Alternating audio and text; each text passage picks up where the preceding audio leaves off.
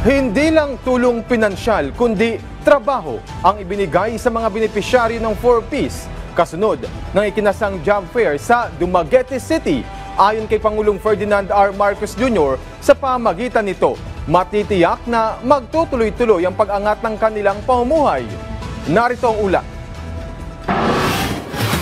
Libo-libong trabaho ang inihatid ni Pangulong Ferdinand R. Marcos Jr. sa kanyang pagbisita sa Dumaguete City, Negros Oriental. 3,000 trabaho ang alok sa Bagong Pilipinas para sa 4Ps Job Fair. Handog ito ng Department of Labor and Employment at 15 kumpanya nakalahok sa job fair. Layo nito makapagbigay ng oportunidad para sa mga nagtapos na mga benepisyaryo ng Pantawid Pamilyang Pilipino Program o 4Ps. Kailangan pa rin na magkaroon ng trabaho.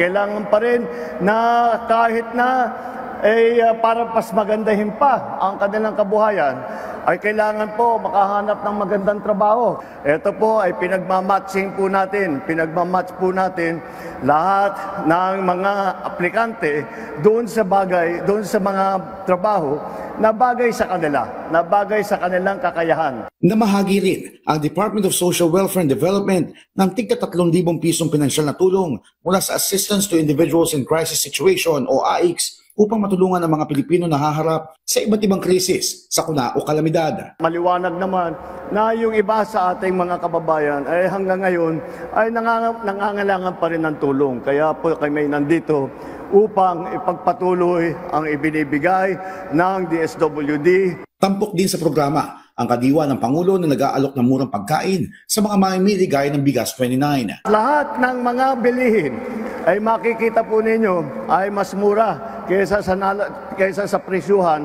pagka tayo'y lumabas dito.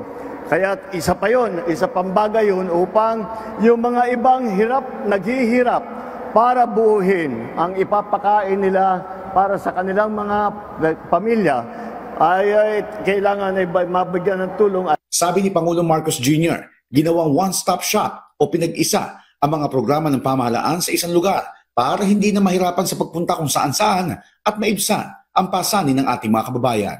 Mula PTV, Josh Garcia para sa Balitang Pambansa.